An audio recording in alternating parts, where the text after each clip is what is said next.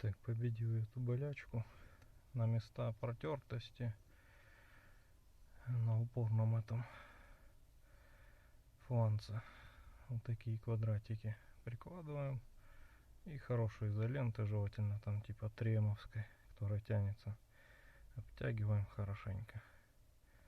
И все, ставим на место. Вот оно стоит. Все на месте. Крепится он вот здесь.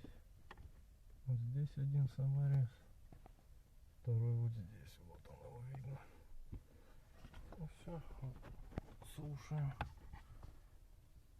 Никаких движений нету, все четко. Под капотом также.